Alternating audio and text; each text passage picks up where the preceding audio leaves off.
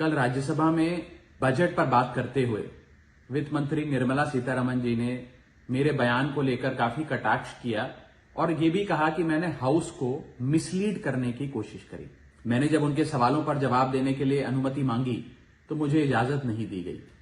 इसीलिए मैंने सोचा कि इस वीडियो के माध्यम से सीधा वित्त मंत्री जी से बात करूं और दूध का दूध पानी का पानी करने का प्रयास करूं।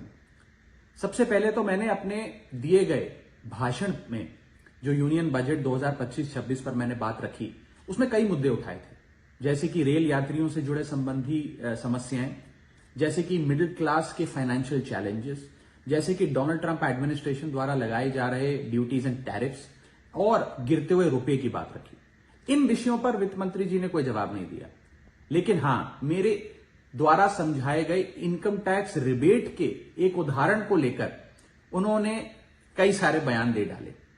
सबसे पहले तो मैं बताना चाहूंगा कि मैंने जो बात कही थी मैं आज भी उस पर पूरी तरीके से कायम हूं। ये 12 लाख रुपए की जो टैक्स रियायत दी जा रही है सरकार द्वारा, ये ना ही टैक्स एग्जेम्पशन है, ना ही टैक्स डिडक्शन है, सिर्फ और सिर्फ टैक्स रिबेट है।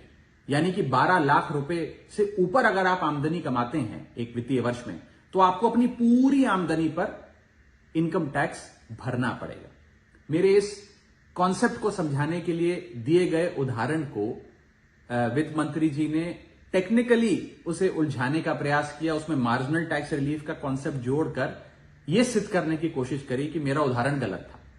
मैं आपसे वित्त मंत्री जी सीधे तौर पर पूछना चाहता हूं, क्या यह सत्य नहीं है कि अगर कोई व्यक्ति 12 लाख से ऊपर इनकम कमाएगा तो उसको अपनी पूरी इनकम पर टैक्स भरना पड़ेगा?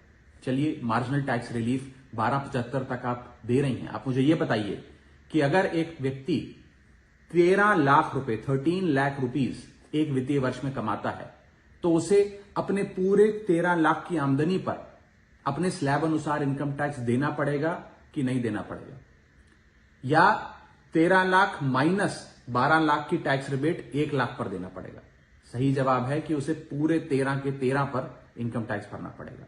मान लीजिए कोई शख्स 12,76,000 रुपए कमाता है साल का, तो उसे पूरे 12,76,000 पे इनकम टैक्स भरना पड़ेगा, ना कि मात्र 76,000 रुपए जो उसने 12 लाख रुपए के ऊपर कमाए। ये टैक्स रिबेट का कॉन्सेप्ट समझाने के लिए मैंने एक उदाहरण दिया था और मैं आज भी उस पर कायम हूं कि 12 लाख रुपए से यदि 1 रुपया भी आप फालतू कमाते हैं तो आपको अपनी पूरी इनकम पर इनकम टैक्स देना पड़ेगा। उसको मेरे उस बयान को लेकर वित्त मंत्री जी ने मुझ पर काफी व्यक्तिगत हमले भी किए, मेरे बारे में व्यक्तिगत टिप्पणियां करी। मैं बस इतना ही कहना चाहता हूं कि मेरे मन में माननीय वित्त मंत्री जी के लिए बहुत आदर और सत्कार है।